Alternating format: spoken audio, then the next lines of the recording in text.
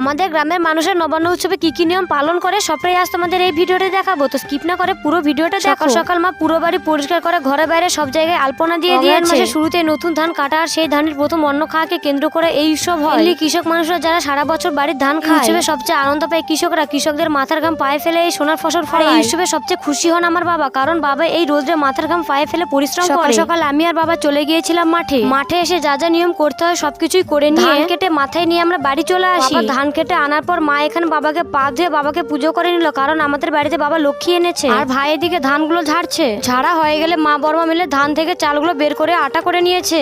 আর সেই আটা দিয়ে প্রথমে সব ঠাকুরকে ভোগ নিবেদন করতে হয়। আমি প্রথমে রান্নাঘর, কলপাড়, নদীর পাড় আর তুলসী স্থানে ভোগ নিবেদন করলাম, আর এদিকে ভাই মন্দিরগুলোতে করছিল। তারপর আমরা সবাই ঠাকুর ঘরে প্রণাম করে এক এক করে সমস্ত গুরুজনদের প্রণাম করলাম। নতুন ধানের ভোগটা দিয়ে প্রথমে কপালে একটা করে ফোঁটা দিয়ে সকলে খেতে বসে পড়লাম। সকালের খাবারে ছিল খই, মুড়ি, দই, চিড়ে এগুলো। তোমরা নবান্ন কিভাবে করো অবশ্যই কমেন্ট সেকশনে জানিও। আর রাতে রান্না হয়েছিল 9 ধরনের রান্না। রাতের জন্য মা, বড় মার, কাকিমা মিলে এইদিকে 9 ধরনের রান্না করছিল। দেখা হচ্ছে আবার একটু পরে ভিডিও নিয়ে। সবাই ভালো থেকো, সুস্থ থেকো।